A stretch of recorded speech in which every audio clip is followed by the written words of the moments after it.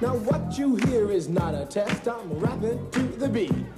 And me, the groove, and my friends are gonna try to move your feet. Fuck the police coming straight from the underground. A young nigga got it bad cause I'm brown. And not the other color, so police think they have the authority to kill a minority. Back to get wrecked. All respect to those who break their neck to keep their hoes in check, cause though they sweat a brother majorly. So cease and desist with them tricks. I'm just another black man caught up in the mix. Trying to make $1 out of 15 cents. Just cause I'm a freak don't mean. From Muddy Waters and his Chicago blues to the evolution of jazz by artists like Duke Ellington, black people have been influencing popular music throughout the 20th century. The most popular American genres have started in black communities before sweeping the nation. Often, their styles of music, such as ragtime, jazz, and swing, were marginalized or even criminalized before they spread to white America and became widely accepted. For example, rock and roll was stigmatized when practiced by black musicians like Chuck Berry, but spread widely in the suburbs after Elvis came on the scene. Our musical history is often whitewashed, and black musicians don't receive the credit they deserve. Hip-hop grew out of a desire to express outrage against an oppressive society, which is inherently tied to the black experience. Rappers spoke about police brutality, government failings, growing up in the projects or the hood, their own struggles, and marginalization. These roots of the hip-hop movement lead many to question, can someone who hasn't lived the black experience really be an accomplished hip-hop artist? Hip-hop has grown into a genre enjoyed by billions, with the genre dominating streaming apps like Spotify, Apple Music, and SoundCloud. Hip-hop tracks are hitting the top charts consistently. What once started as an expression of the black experience in America has evolved into a commercial juggernaut, and hip-hop culture is being adopted by artists and regular people of all ages, backgrounds, and races. Today, it is clear hip-hop has evolved far from its roots. The genre is becoming more broad, with hip-hop blending genres like pop, rock, EDM, and R&B, while sometimes shifting away from content surrounding the black experience. As a result, some new artists like Post Malone and Iggy Azalea are coming under fire for cultural appropriation as they use the traditionally black aesthetic. So we wanted to know, to what extent is the consumption and production of hip-hop considered to be an appropriation of black culture? And how does society's view of hip-hop continue to define or redefine blackness in America? We let UNC students answer our questions. Do you listen to hip-hop or rap music? Yes. Okay. Name your favorite rap or hip-hop artist. Young Thug. J. Cole by far. J. Cole. Probably have to go with J. Cole. Probably SZA.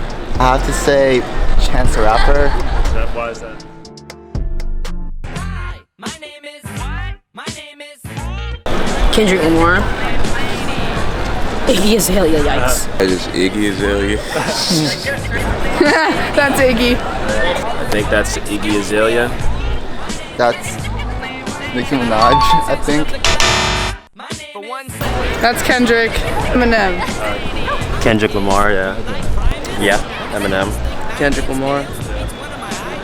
I believe that's Post Malone. Depends on if people know the correct definition of appropriate. So appropriation, in all intents and purposes, the negativity behind it is when people do not give credit where credit is due, or they do not understand the cultural impact of what they're using. I don't really know much about Post Malone or Iggy Azalea, so I can't tell you if they're appropriating or not.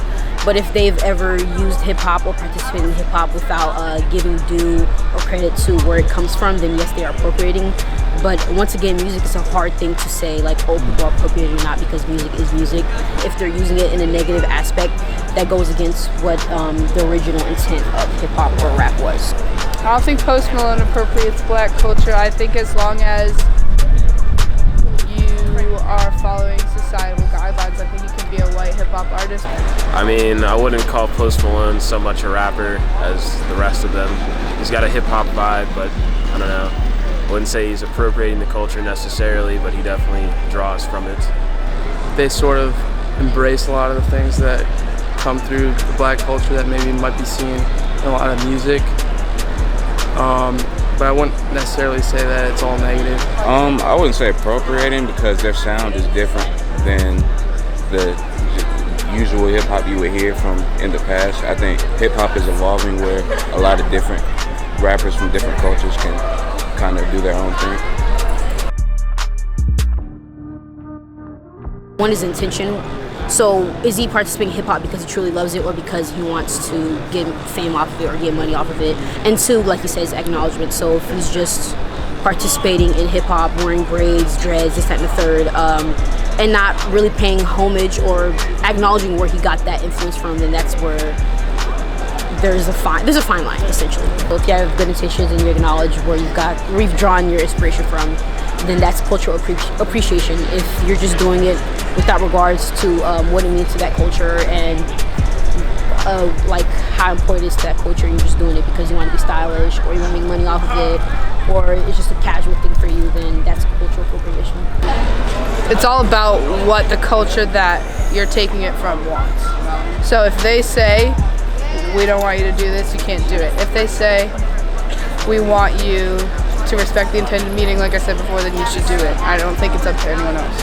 I feel like a big part of it is respecting the culture and not kind of putting an act of like yo, I'm part of this culture, but you just it's all about respect, I feel like. I think it's really just intent. What's misconception about you? I think people think that I'm the shit. You want a bad bitch like this? Huh? Drop it low and pick it up just like this. Yeah. I don't think that's really authentic, but at the same time, I don't 100% blame her because she's just giving you what the labels want. So she's trying to make as much money as possible, and she believes she can do that by putting on kind of a fake act. Well, I guess that's an issue because she's using a stereotype. Black people don't speak in one accent, so the fact that she's putting on a voice in order to be able to rap, that's an issue that goes further than appropriation. That's more like stereotyping, which is an issue in itself. I feel like I don't know enough about her to say if I know that she's appropriating or not, but if that was the case, it would not be okay. I think that if it's something that's forced or that the artist like kind of like tries to put on as a show, I think that that's a problem. But if it's something like if a white person grew up in a culture that was predominantly African American, like with like their social groups or something, and it's just natural to them, I wouldn't think that that would be bad.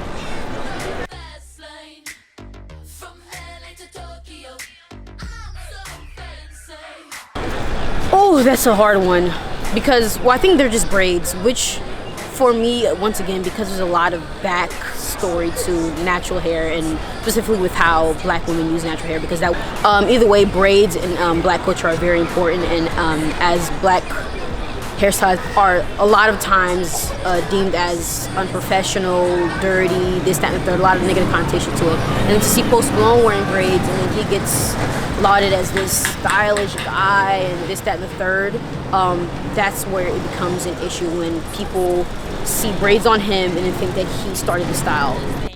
I'm not really sure, just because like I feel like it's a hairstyle, but also like there are historical implications to it, so I don't know. About in hip hop, yeah, I think that you have to be really careful, but I don't think that means that people of the non-black race can wear those things. We gon' be alright, nigga. We gon' be alright. Do you hear me? Do you feel me? We gon' be alright. When you rap about what you know about, like if you can rap about how you grew up as a kid or the way you're living now, but if you're rapping about having a lot of money or like boats, a million cars, when you don't really have that, and you're not giving your own truth, which music is for. Just don't be fake about it. Like, I think just like the artist's intent, and whether they're like putting themselves into it or if they're just trying to like either copy someone else or do what they think would be popular or something like that. I would say so. Yeah. Absolutely. I believe it was originally formed as a way to express, like for African Americans to express their, I guess, upbringing, you could say.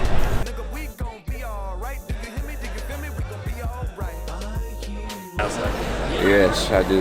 Because when you still see, you have rappers who aren't as socially conscious as like a Kendrick or a J. Cole, but people who portray a lot of violence in their rap. At the same time, you can't blame them because if that's what they saw growing up, that's what they rap about.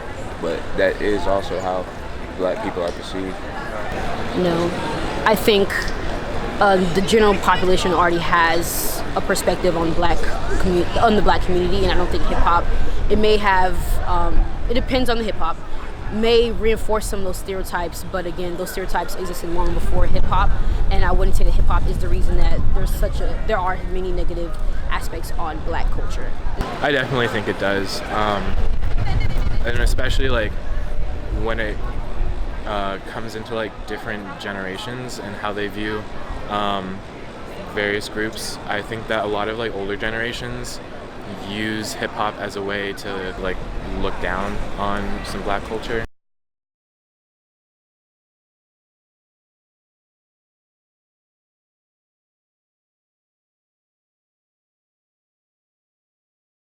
For someone like Iggy Azalea, like you were saying, like Iggy, you can kind of tell she's putting on a show for hip hop to have fans. She's trying to, be in the news, be in the spotlight. She's from Australia, rapping with an accent like she's from Fifth World Bankhead. Yeah, and she's not from the A, right? Sorry. Cultural appropriation, right, is if somebody's going to take the parts that they want, that they find appealing, and don't want to touch the other, right? It's like, I want to walk like, talk like, sing like, dance like, but I don't want to associate myself with any of the social issues or problems that come along with that person existing in that environment, right? The environment that hip hop is born from. And I think that we've seen this happen in jazz, we've seen it happen in rock and roll, which, foundationally from creation, it's black music, you know what I mean? And we're talking about when you're entering into the realm of like, okay, I'm gonna do something that is a traditional black art form, but paying respect to that fact, right? You can be authentic and be white and be in hip hop.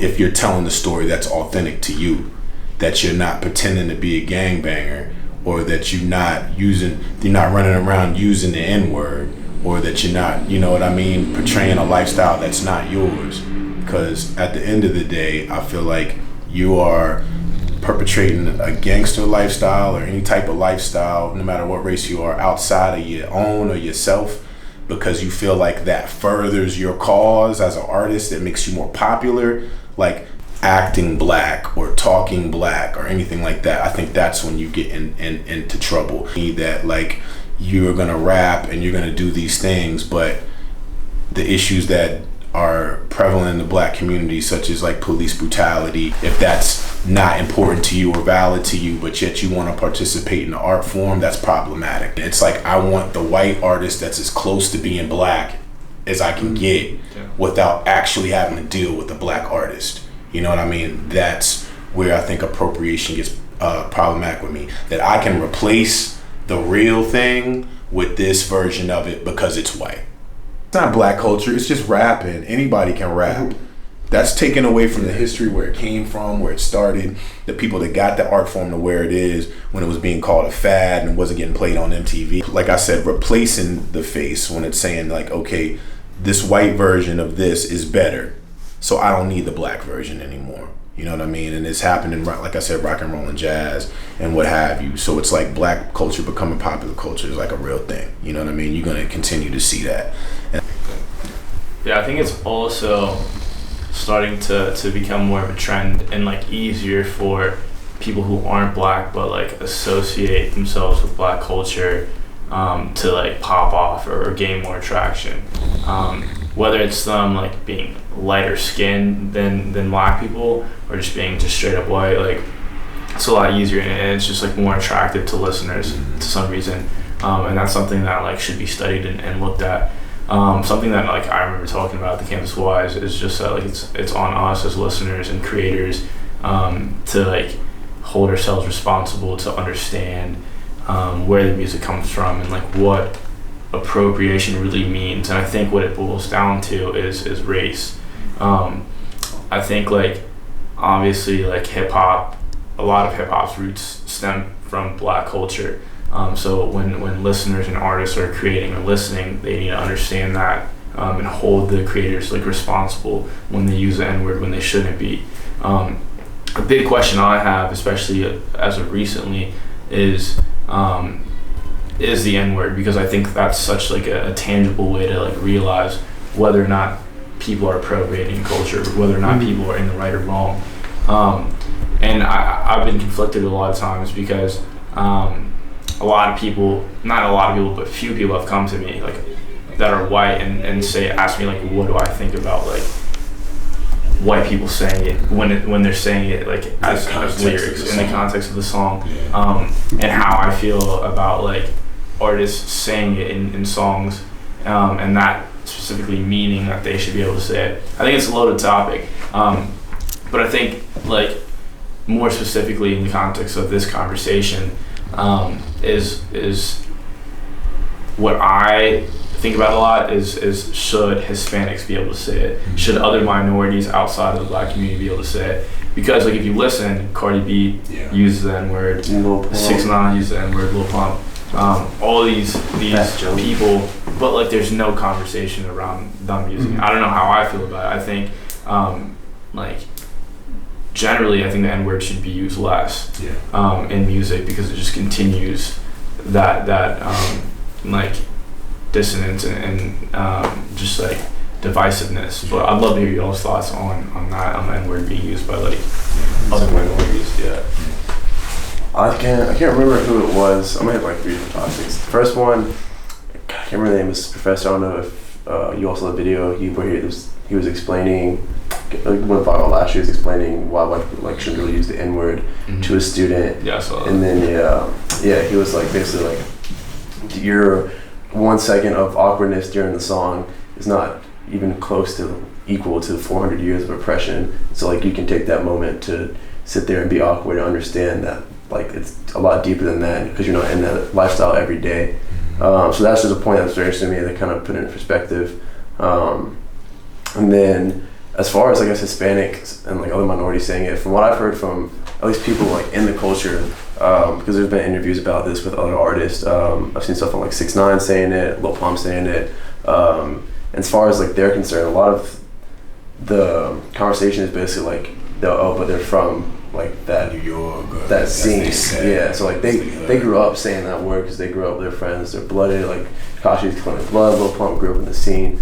Obviously, like he's boys with Perp, so they grew up saying it. So that's where like a lot of the conversation doesn't really like come out. Whereas a white person in the suburbs may have grown up saying it, because let's be real, like white people in the suburbs say it. So, but you can tell when they're coming out that they're a white dude from the suburbs coming out saying the N-word. And I think one of the greatest artists of all time, in my opinion, like top 3, top 2 in any conversation, is Eminem, and he never said the N-word. He like there's a couple rhyme schemes where he like set it up like people thought he was gonna say it, and then he just really left the track blank. And so I thought it was a really interesting one rhyme. I can't remember what it says before it, but it's like I'm about to get y'all as mad as y'all would get if I said the word and it's just blank. And it's like you got to figure it out. So that to me, like first time I heard it was like kind of like Eminem was kind of toeing the line, but I think he was kind of pointing out that like white people in rap are going to say it, but he's not going to say it. But yeah, I think the conversation needs to be held around like minorities, but also like this was just in my mind because of recent events. But the Freaky Friday video, I don't know how I feel about, because obviously Chris Brown doesn't want to sing Chris Brown's verse, but he's supposed to have Lil Dicky's personality inside of him, and so he's like, yo, can I say the N-word? He's like, I'm gonna say the N-word. It's like, well, if Lil Dicky was like black or like he's not around like public like figures, he's saying the N-word, like what's up? So but Lil Dicky's also his own comedic personality, so that's just a thought there. Yeah. Nah, listed. If you think Elvis didn't grow up listening to black people singing to church and listening to Muddy Waters and Lil Walter, if you think that like, you know what I'm saying, Eminem's all his favorite rap artists ain't black artists, like, you know what I'm saying, like it's that level of like paying respect to where it came from. And it's this idea that there's only one type of black person, that we're only gonna sell you the super gangster or that I'm popping pills and sipping lean and and I got the 9 on me. There's 1,000 shades of black. You can be educated, you can be a gangbanger, you can be cool, you can be the hustler, you can be the good guy, you can be, I just like to have fun. Like there's so many different levels to it, and I think that part of like what's problematic is what people take away from it that don't have any interaction with it. People that don't have black people in their school or their town or where they're from, just seeing Menace to Society, just listening to, their favorite gangster rapper and that's their definition of what blackness is, right? I've met white girls that didn't like me because I wasn't hard enough for them. You know what I mean? Like this whole aspect of like what it is to be black. Or like you're the whitest black guy. Yeah, exactly. Like because I'm talking properly, or I'm not. You know what I mean? And because I'm being constructive, that's somehow less black. Yeah. You know what I mean? It's what we get into this problematic of like, what part of our culture are you appropriating? And then you're going to create your own definition for me that now I gotta fucking live up to. Yeah. Now that's now you change the standard and definition for me by what you want from me. You know what I mean? That's problematic. It's like you're not the kind of black that I want to consume and indulge with. And that's what's problem for appropriation. When I just take from you what I want. From Native Americans, I just want the feathers because they look cool. I just want to rock the different garments, but I don't want to talk about you having clean water or being on a reservation or smallpox in your blankets. But I don't want to have any type of information or knowledge about what it is, what the garments represent or what the jewel represents. You know what I mean? Every culture has their thing that I think people pull from. We all love to eat tacos and drink tequila, but we're talking about building a fucking wall. Right? A lot of people don't identify with their root. They're Irish or they're where they come from in Europe, right? So it's like, I'm American. So what does that mean? Then it's like, well, I'm popular culture. I rock bronze with the high socks. I listen to rap. And so much of that is black culture. So much of like what we talked about is popular being black culture, and how people can feel like that, well, it's American shit. I can just touch on that and not associate themselves with, like I said, the people and the issues and conditions and problems where it come from. That doesn't apply for everybody, but it applies, I think, for a lot of people. As you can see, we interviewed a group of UNC students who had various levels of knowledge on the subject of hip-hop, its origins, its connection to blackness, and along with that, cultural appropriation. Some things that we found interesting are that all interviewees' favorite hip-hop artists were black. J. Cole, Chance the Rapper, and others were included. These UNC students took a rather understanding approach in their explanation of cultural appropriation. All agreed that as long as the artist was producing music that was truly authentic, then it was not really considered a cultural appropriation. Other topics that made an appearance in the video is the use of the N-word and how the general public views the black population based upon the medium of hip-hop/rap music. We also had a chance to talk to more knowledgeable individuals who gave their insights into the line of appropriation and its implications of hip-hop in popular culture and society. All in all, the student population of UNC took a rather passive stance on cultural appropriation. Most all agree that music is music and everyone has their own style.